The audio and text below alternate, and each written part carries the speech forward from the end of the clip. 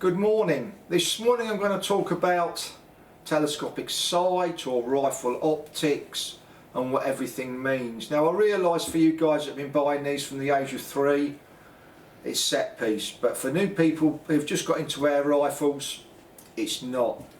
So I'm going to try and run through what everything means as far as a telescopic sight is concerned. First thing I'm going to talk about is adjustable objective, AO, and on this Hawke scope this is adjustable down to 10 yards. Now what that means is it compensates for parallax error, and the newbies are thinking, well, what the hell is that? And you're going to see why and why I'm sitting like this. So I hold the scope up. When you're looking down a rifle you're supposed to look down it with your eye like this, like so, straight on.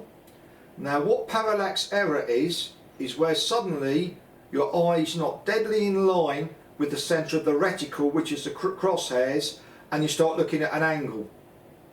So obviously if you're looking at an angle, then the crosshairs are not going to be accurate on the target, because the way you're looking is changing the perception of the telescopic sight on the target, and you're not going to hit a thing. So basically the ideal situation is to look down straight, eye in line with the telescopic sight. What AO means is even if you're not, the scope will compensate for that down to a distance of 10 yards. Thank you.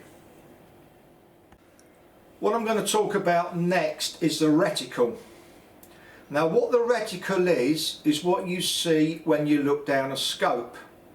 So whether it's a red dot or the crosshairs you see in the movies or illuminated crosshairs, that is what it is. Sadly I do not have the equipment to show you this on this Hawke telescopic sight. It's just not financially viable just for a few seconds video.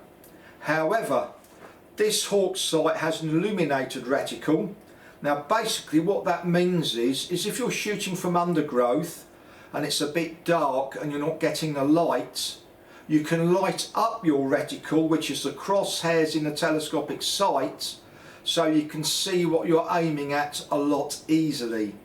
You can go online and there are various types of reticles available with different telescopic sights. The choice now is not just a simple crosshairs with a few markings. The next thing I'm going to talk about is eye relief. Now what that means is, and I'll show you, is a distance the scope is away from the eye, where you mount it on your rifle. And some people that are new to this, what they may have done is they may have mounted their scope and they're not getting a full vision. They're getting like a little round sight in the middle, and what that is to do is with eye relief. So what you have to do with your scope is mount it on the rifle and set your head so you get a clear field of vision through your optics, and this is known as eye relief. So if it's too close, all I'm getting is a very small view and it's dark. I set it to the right distance and I can see clearly through the scope. Thank you. Now we're going to talk about focus and zoom. That there is the zoom and that is the focus. Now the technical term is a diopter adjustment. So if you hear somebody in a gun shop and they're selling you a sight and they say to you that is a diopter adjustment, that basically means the focus, what you can see. Thank you. Now when you're buying a telescopic sight, what you're going to be faced with is numbers. Put my glasses on so I can read them.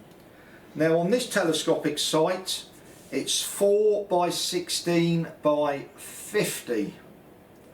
Now what the 4 means, the 4 figure, the number 4 means, the first number is 4 times what the eye can see. So obviously if you're going to shoot really close, the lower the number. 4 times the eye can see is the lowest adjustment this scope will do. Any lower than that it will be blurred. The next number, which is -16, which is 16, is 16 times what the eye can see.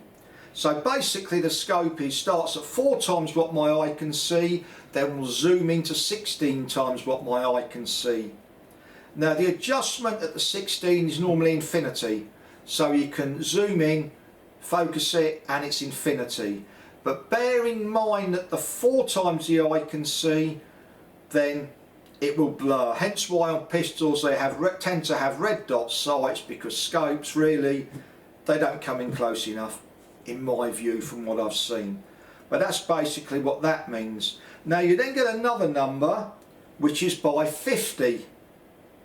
Now what the by 50 means is, in really simple terms here, is the width of this. Now in simple terms, that means the amount you can see. Your field of view is a lot wider. Now the reason you would choose an optics with a 50 rather than a 40 is because you get a lot more light, because the optics are wider and you have a wider field of view. So basically, if you've got a 50, you can see a lot more. If you go to, I don't know if you can buy a 30 anymore, but you've got one that's a 30, you look through it, it's a lot harder to find the target. Whereas if you've got one that's 50, it's a lot wider and you can see exactly what you're looking at, and it's easy to find, and there is a lot more light. The next thing I'm going to talk about is the controls on a telescopic sight and what they do, but this time I'm going to zoom in to the actual scope itself. Here is the telescopic sight, or optics, and I'm going to show you what the different controls do and explain them to you. Right, the first control on this is a thing called windage. Now that's not how much wind you've got, that's a left or right control when you set up the telescopic sight for accuracy. So if you're shooting to the left in a horizontal manner, then you need to adjust the windage so you can shoot more central. That's really simple there. The next control is elevation, or we could say the vertical deviation of the optical axis if we wish to be fancy. But that basically, in simple terms, is the up and down movement of the telescopic sights.